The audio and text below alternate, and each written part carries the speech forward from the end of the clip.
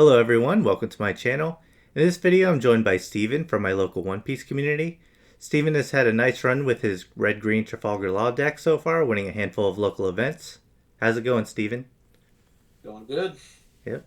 There are a few ways to run the Trafalgar Law deck. What did you choose to focus on, and why do you believe it's the best way to run the deck?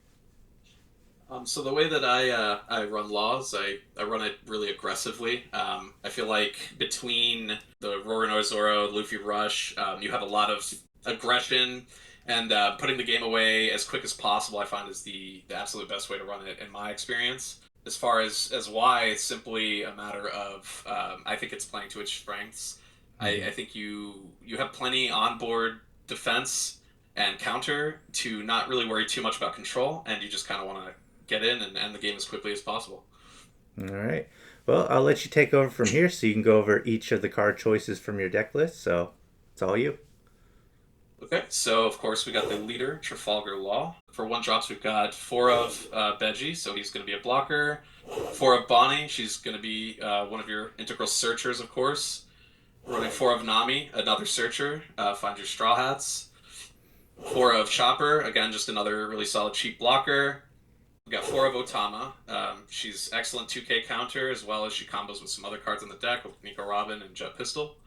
From there, we've got four of Brook, really just a 2K counter. Four of Killer, excellent drawing capability, a blocker. He's even a counter in hand if you really need it. One of Neko Mamushi, solid card for tapping down, trying to push for the win, or trying to clear off a troublesome card. Three of Izo, just basically a better version of Nekomamushi for a little more expensive, but also a 2K counter in hand, so that's always nice. One of Killer, pretty situational card. Nice to clear out something on board, but usually you're going to use them as a counter. Three of Nico Robin, really strong early game card. Really nice for some extra control if you need it. Four of Zoro, staple integral rush card. Like every deck runs four of this one. It's a really strong card. Three of Luffy, he's going to be your finisher. That unblockable ability is incredibly powerful. You're going to want to take advantage of that to put games away. And then, of course, four of Trafalgar Law. He's your 5-drop, 6K blocker. That excellent on play ability combos really well with Zoro, combos well with other cards like Robin or even Killer sometimes. And then to finish out the deck, you have three of Jet Pistol. That's just to deal with some of the more troublesome, cards that your opponent might play. And yeah, that's the deck list. Yeah. So what are some of your favorite combos to pull off with the deck? The absolute best combo is, of course, loading up your board with like some cheap cards, some one drops, especially when you get stuff like a couple of Namis down or a Nami and a Bonnie. Once you have your five characters on board, using the leader ability, my favorite way to do it is using leader ability, pull back Nami, play Law, use Law's on play, pull back like a Bonnie, and play Zoro. And then, of course, you swing in with Zoro. Another combo similar to that one, but a little different is if you already have a Zoro on board, it's always fun to swing in with Zoro and then play a Law down, pull the Zoro back up, and then play it from hand again, so you get two swings out of the Zoro. That's always a really nice combo. Um, and then the combo I mentioned earlier, the Otama into Jet Pistol. That's an excellent way to clear out like the big kid that you'll see when you're playing against green. It's also, I know Blue Purple Crocodile's been kind of dropping on the scene. It's a great way to clear out that Crocodile that has Banish. You can hit some Kings with it, so that's a really nice combo. Mm-hmm. And then if you got Nico Robin on board, Otama's and then Robin's ability, it's also a really great combo. You can really knock down higher cost stuff that you normally wouldn't be able to hit with Robin. But of course, if they've got a 5K and you Otama, you drop it 2K and then you can blow it up with Robin. So and that actually also combos well with Law. You can actually Otama, play Law, pull Otama back, play Otama again, and then you've knocked down 4K off of something, and then Robin's like incredibly destructive at that point. So those are some really devastating combos when you get them off. The most staple one though is that Law into Zoro. That's just like you're going to be doing that all the time with this deck, and it's really powerful. Right, and you've had so much experience with this deck. I bet you've pulled off so many combos. Yep, it's very combo heavy. It's very very fun. Right. So, are there any tips or matchup advice that you have for anyone that wants to try this list out? So the general advice that I would give with this deck, like I said earlier, you're definitely going to want to play it aggressively. It's got a lot of defense. Mm-hmm. So the general way that you're going to want to play it is you're going to want to set up your board as fast as you can. So you're going to want to see a lot of one drops. The best opening hands tend to have Namis, Bonnies, and some cheap blockers in them. Of course, if you can see a Law or a Zoro or a Robin in your opening hand, you're going to want to keep those two as long as you have stuff to provide in the early game. Right. But other than that, specific matchup advice. So, without a doubt, the hardest matchup that I've had so far is against Rush Zoro. Hmm. It's just more aggressive, and so I haven't quite worked out the best way to play against it because you kind of have the same success that you do against any other deck, which is starting with a really quick board, getting your board built up to 5 really fast, trying to get those Laws and those Zoros out. Mm-hmm. But the problem with Rush Zoro is you're starting at a life disadvantage with 4. They Mm-hmm. have so much rush, and they can also fill the board up quickly, especially if they're playing like Sunny Kun and stuff like that. Yeah. And then with Diablo Jambes and Luffy's, and they have their own jet pistols or even Red Hawks sometimes, Mm-hmm. it's really easy for them to get rid of your weaker defenses or even some of your stronger defenses with like jet pistol into a law. Right. Yeah. So So it's just a that's race to the finish at that point, right? exactly. So, and you really have to decide what targets are high value targets that absolutely have to be taken off the board. But the thing with Zoro is any character they play can be a viable attacker. I mean, even like a regular like Nami that's usually 2K, I mean, 2 Dawn on that and then 1 on Zoro makes it a 5K attacker. And if they throw a Diablo Jambe on to something at the right moment, that's game over. So Mm-hmm. you have to really consider their board more than you normally would against other matchups. So against Zoro, I would say definitely try to be a little more flexible in terms of control versus aggro. Right.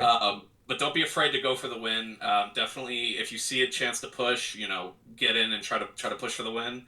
Mm-hmm. The next most difficult matchup, which is one that's not quite as difficult, but I definitely had some rough matches, is against Purple Kaido. Right. Um, Yeah, I feel so like that that's deck, more common. I'm surprised you right? said Zoro first, but yeah, I hear a lot of law players having some troubles with Purple Kaido. So yeah, for me it's kind of the opposite. Like Hmm. I feel like I beat Kaido more often than not.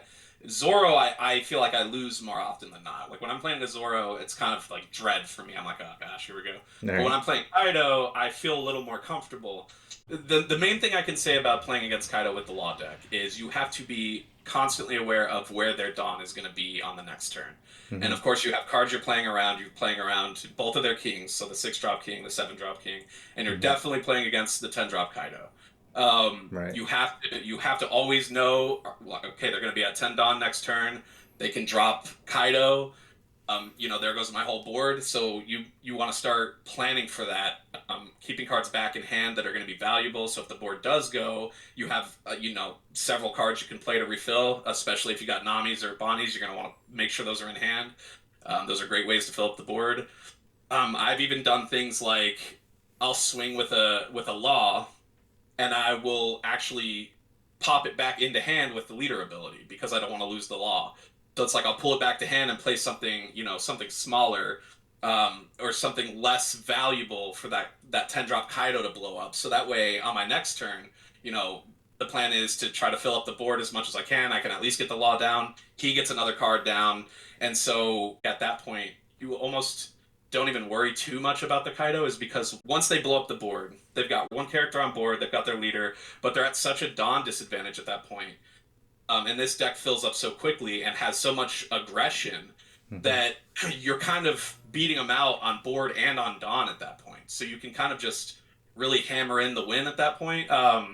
Hmm. So that's sort of how I play it. You just have to respect the cards that are coming down, and you have to know when they're coming. I've noticed that Kaido players will also a lot of times signal to what they have, like they'll start Yeah. making riskier swings when they're getting up towards their 10 because they know that if they lose a character, it's not going to matter because they're going to blow up the whole board anyway. Right. So they might start making swings that are a little less efficient or make a little less sense. Those are signals you got to pay attention to. Do they have the Kaido coming down next turn or not? I would say you always want to respect it, but definitely if they're signaling that they have it. All right. Those Good insight there. A lot of great tips and matchup advice. Are there any cards that you think are worth including that you don't have in your list but have maybe played around with before or played around and like, man, I wish I had this card? Yeah, so I know the obvious one that I've seen a lot of Red Green Law run is that 8-drop kid. That's just like a lot of protection. It's obviously a really powerful card. Mm-hmm. The only reason I don't run it is because that's a lot of resource. You don't get to play that card with your leader ability. You don't Mm-hmm. get to play that card with laws on play. So you are just hard casting that card for 8 Dawn. And this deck, in my opinion, thrives off of being able to play expensive cards for cheap, and you cannot do that with Kid. I'm Mm-hmm. not saying it's not. I'm not saying it doesn't work. I'm not saying that there's no room for that card. I'm just Mm-hmm. saying why I don't play it, but I do see the value in having that extra defense because that truthfully, it could be excellent against like Zoro, like the Zoro problem. One of the biggest things with Zoro is they can go through your defense so easily with Diablo Jambe or with Luffy. But Mm-hmm. that card, it puts a stop to that. So that card really kind of is a wall. Mm-hmm. Um, I just don't, for me personally, I don't play the deck so defensively. But I do see the value. I definitely think there's times where that is the correct, card to have in here. It's just not. It hasn't made my list. I played with it a couple times. I just felt like it was a little too slow, or I just never really saw the chance to play that card. But again, that's just how I play the deck. I know that there's plenty of ways to play this deck and plenty of Mm-hmm. different styles. For sure. So that's definitely one that I would consider. There's definitely some adjustments you can make. So this is the second version of the list that I run. Right. The first version ran the starter deck law as well, which is the 5-drop 6K that restands a supernova or a heart pirate. Mm-hmm. Um, I took it out personally because I just wasn't playing it too frequently. A lot of times it would get used as a counter, or I just would never like. I'm not saying I never played it, but it was very rare. It was like if I had it in hand, maybe one in every like 4 or 5 games I would actually get it on the board. It's a good card. It definitely combos really well if you can keep Luffy on the board for more than one turn.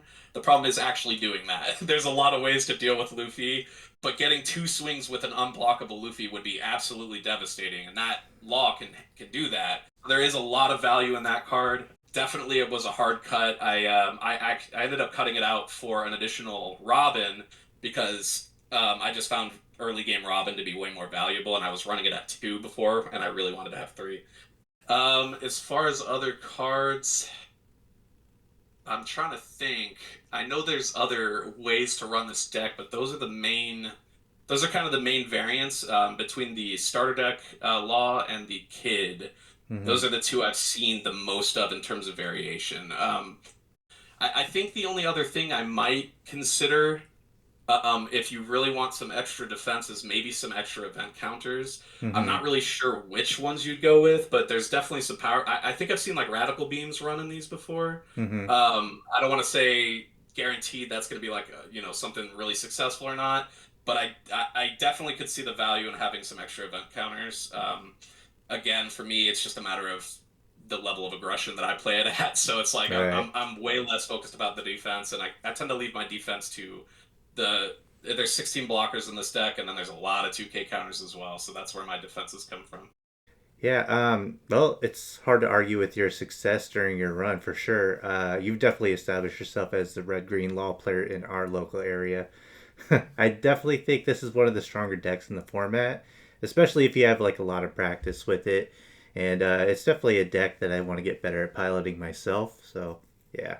Definitely agreed. I think it's a deck that requires practice and getting a feel for it, Mm-hmm. especially against those trickier matchups. You have to really try to put yourself a step or two ahead of your opponent to kind of see sort of what cards they're playing. Just kind of use some observation hockey on them or something, Yeah. and try to get ahead of them. But I think that once you get the hang of it, it's not only a powerful deck on its own, it's also a tricky deck to play against too. With the different variations and with just kind of never really knowing when they're going to be able to pop off their leader ability, just because it can happen so quick. You can get them down to 2 characters, and then on their very next turn they get right back up to a board of 5, and then they're just swapping things out, and it's just it becomes really almost disorienting. So for those reasons alone, I mean, it's definitely a really powerful deck. Definitely Hmm. take some practice, but I would say, get the hang of it, and I think, it's a really fun deck, really powerful. You probably have a lot of success with it. Yeah. And how many first place finishes have you had in our local area? Since the sets dropped, I've had three first place, and then I've split twice, so essentially kind of five. I three definitely, two sort of where we just Hmm. kind of agreed we're both going to be first place. So Right. yeah. Yeah, I think that's really impressive because I don't know if you agree, but I think our area is actually really competitive. There's a lot of great players in our area right now. It's a good Oh spot to yeah. be in. Yeah, no, I completely agree. I've been out of the competitive TCG scene for quite a while, and then getting back into it with One Piece. I mean, I have not played another Bandai game. I mean, I really was only playing like MTG or Hearthstone. Hmm. So getting into it with One Piece, I was pretty intimidated going into like the super pre-release and the deck limited battle stuff Right. because seeing the competition is like Dragon Ball Super players and Digimon players, Hmm. and so I felt like they had kind of like a step ahead of me. But I feel like I'm not at all trying to be cocky or toot my own horn or anything, but having success with a deck like this, not knowing Bandai games, is an excellent sort of evidence that you can pick up One Piece and be good at it with some practice. Even if you don't know the game mechanics or similar game mechanics. And like you said, our area is definitely not lacking for competition. I mean, there are some Oh very, very no. good players. Hmm. I don't walk. I never walk into the store thinking it's just a shoe-in that I'm going to win. That is never my attitude. I treat Yeah. every game like it's serious because the players in our local scene are serious competitors. So yeah, Yeah, I for completely sure. agree. Yeah, I'm completely new to playing in this area, but I could tell from the first few events I attended that, yeah, everyone, coming from different card games, but, all are love to play, but also play a Right. lot and they're skilled and they know strategies and yeah, Absolutely. it's been a blast for sure. Yeah. Yeah. Yeah. Totally agreed. Well, I appreciate you collaborating with me on this deck profile. Yeah. No problem at all. I was happy to do it. Hmm. And I do plan on uploading some of the matches we've had on the channel because I think we've had a lot of games that have actually come down to the wire. So look forward to some of those. And if you'd like to see more collaborative deck profiles in the future, let me know in the comment section below. Consider subscribing for more One Piece card game content, and I'll see you all in my next video.